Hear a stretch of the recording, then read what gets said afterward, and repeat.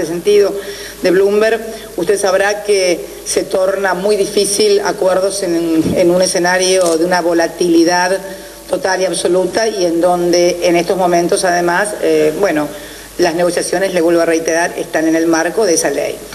Creemos que una vez que se calmen un poco los mercados y podamos precisamente volver a entablar charlas como las que habíamos, usted se acuerda que habíamos lanzado justamente, si mal no recuerdo, fue en el Council of Relations de Nueva York, y el mismo día que nosotros anunciábamos este tema de los holdouts, o al otro día, si mal no recuerdo, cae Lehman Brothers.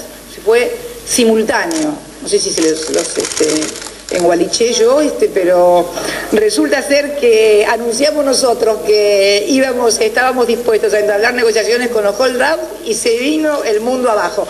No creo que haya sido por lo que yo dije, no me creo tan importante, pero lo cierto es que si uno ve en el pasado esto y ve el tema fue increíble, porque fue un lunes, y yo no sé si no fue un lunes 13, me gustaría recordarlo, pero fue el lunes, y yo no sé si ese mismo día o al otro día, porque estábamos en Nueva York, se cae Lehman Brothers y se acabó el mundo, ni hold down, ni ya nadie, nadie sabía, ni todavía en realidad nadie sabe dónde está parado. Yo el otro día estaba escuchando a Alan Greenspan, el ex titular de la Reserva Federal, que fue estrella de lo que significó políticas del consenso de Washington, augurar para el gobierno del presidente Obama y por las políticas que lleva el presidente Obama adelante. Usted es especialista de Bloomberg, lo debe haber registrado también, que se va a generar una inflación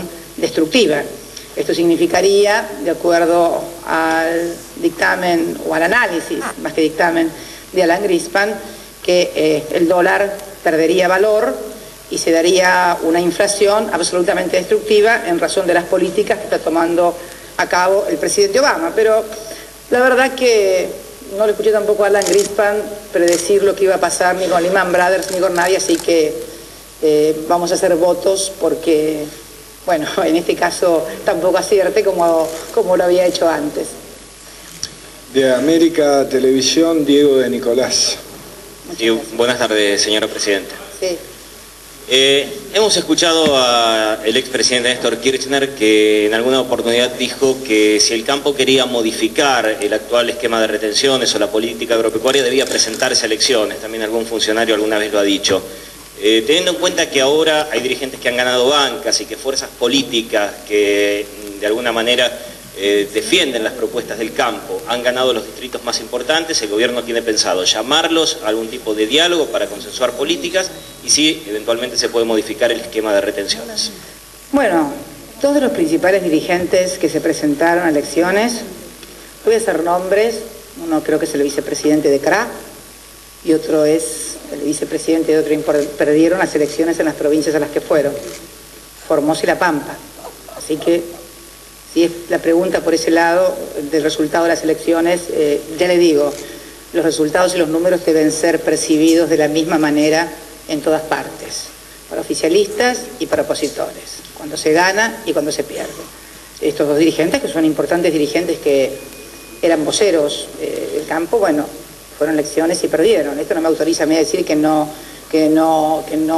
tienen derecho a hablar en absoluto, pero es por la lógica de su pregunta. En todo caso,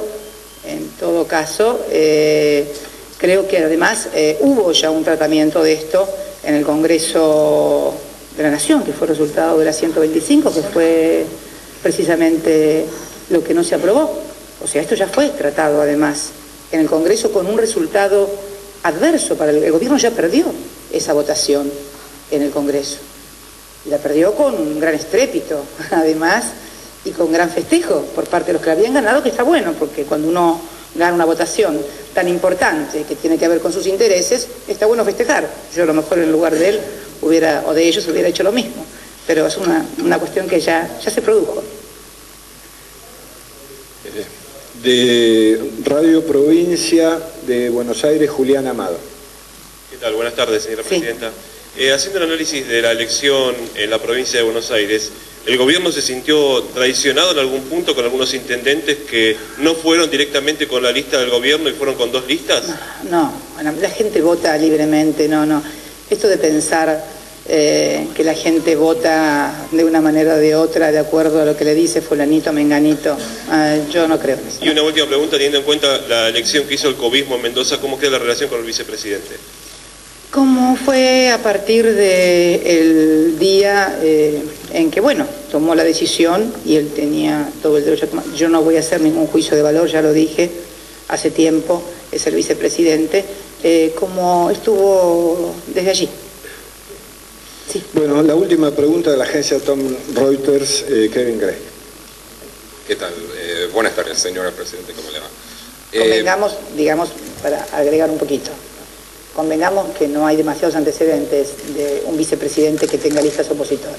Si usted recuerda alguna cosa en el mundo, cuéntemela, porque estamos a punto de ganar el lugar en el replay, así que, bien, gracias.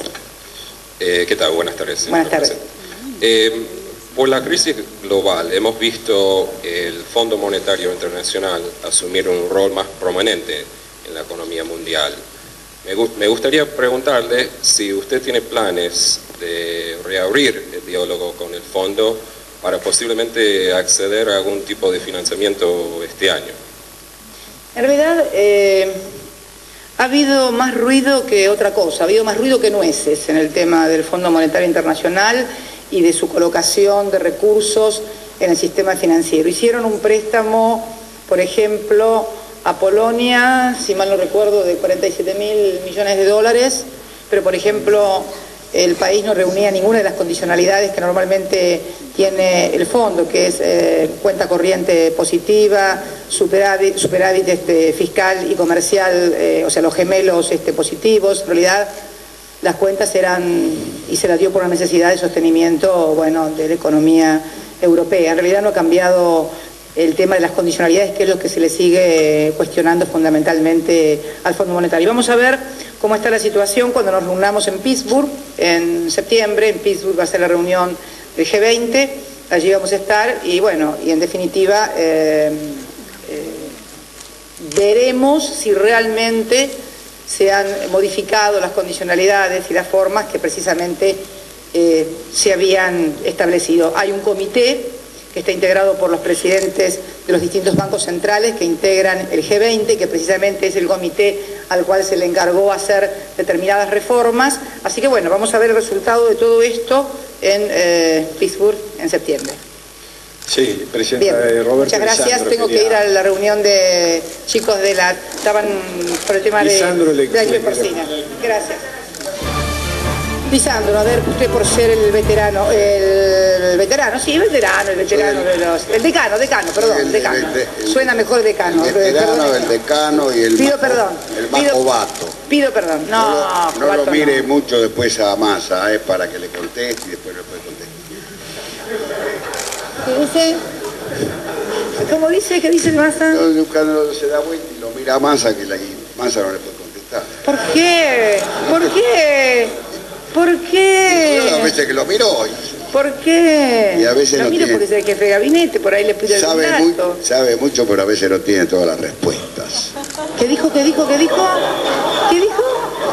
¿Qué dijo?